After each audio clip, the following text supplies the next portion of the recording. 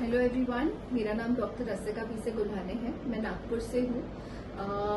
मैं obstetrician gynaecologist हूँ, Medigrace hospital and Inaya IVF Nagpur. अभी हम बात करेंगे एक बहुत ही कॉमन टॉपिक है। आज एक पेशेंट आई थी जो 8 मंथ्स प्रेग्नेंट थी और जिसने मुझे पूछा कि मेरे बच्चे की मूवमेंट जो है वो कम हो रही है। सो आज हम जानते हैं कि एग्जैक्टली कम मूवमेंट्स क्या होती है, क्योंकि हमें लगता है कि अगर 1 या 2 मोमेंट हो रही है 10 मिनट में तो वो कम है, या एग्जैक्टली हम किसे कम मोमेंट बोलेंगे ये आज मैं आपको बताती हूँ। देखिए, अगर हम कोई काम कर रहे हैं या हम कोई भी एक नॉर्मल रूटीन एक्टिविटी कर रहे हैं या हम कहीं काम पे जाते हैं तो उस टाइम पे हमारा ध्यान जो होता है वो फीटल मोमेंट्स की तरफ कम होता है।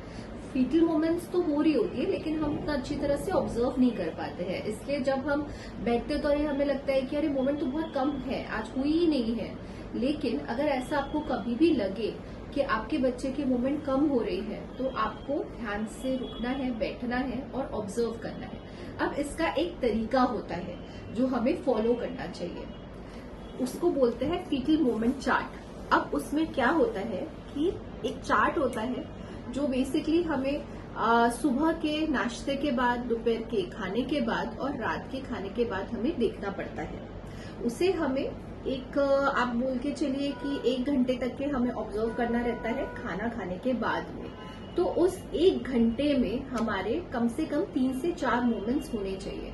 अगर उतने हो रहे हैं तो हम उसको नॉर्मल बोलते हैं। लेकिन अगर एकदम से आपके मूवमेंट्स, मान के चलिए 1 घंटे में आप ऑब्जर्व करें कि आपके 5 से 6 मूवमेंट हो रहे हैं और एकदम से आपको एक ही मूवमेंट फील हो रहा है, तो कभी भी आप अपने डॉक्टर को आके जरूर मिलिए, दिखाइए उन्हें। और अगर आपको इस बारे में कभी भी कोई भी डाउट आता है तो उसको लाइटली ना लेते हुए तुरंत आपको अपने ऑब्स्टेट्रिशियन के पास जाना है और चेकअप कराना है। अभी मैं आपको समझाती हूँ कि हमें मोमेंट्स कैसे ट्रैक करने होते हैं। जैसे अगर आपका सुबह का नाश्ता 9 बजे होता है तो आपको 1 घंटे तक के नाश्ता करने के बाद में मोमेंट्स को मार्क करना है। आप इस तरह से मार्क कर सकते हैं। अगर 1 मोमेंट हुआ है तो 1, 2, 3, 4 और अगर 5 हुए हैं तो 5। ऐसे करके आपको सुबह के नाश्ते के बाद, दोपहर के खाने के बाद, शाम की चाय के नाश्ते के बाद और रात के डिनर के बाद आपका जो भी टाइम है आप उसको लिखिए और उसके बाद में 1 घंटे तक के आपको उसको ऑब्जर्व करना है और इस तरह से आपको मार्क करना है 1, 2, 3, 4, 5। और यहाँ पे आपको रोज की तारीख भी लिखना है। जैसे आज के तारीख का आपने यहाँ पे लिख लिया है, वैसे ही आपको नेक्स्ट डे का भी सेम तरीके से आफ्टर एवरी मील आपको मोमेंट काउंट लिखना है।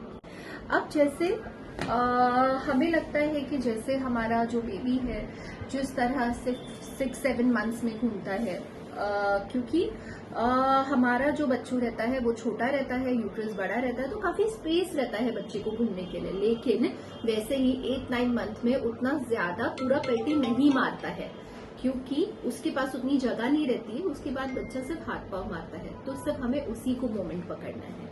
और अगर बच्चा आपको ऐसा लग रहा है कि अरे अभी पूरा घूम नहीं रहा है, तो उसके लिए डरना नहीं है, क्योंकि जाहिर सी बात है बच्चे को जगह नहीं है अंदर घूमने के लिए। बहुत ही आसान सा तरीका है फीटल मूवमेंट का ट्रैक रखने के लिए। और ऐसे और कंटेंट के लिए और ऐसे और इन्फॉर्मेटिव वीडियोस के लिए मुझे फॉलो करें।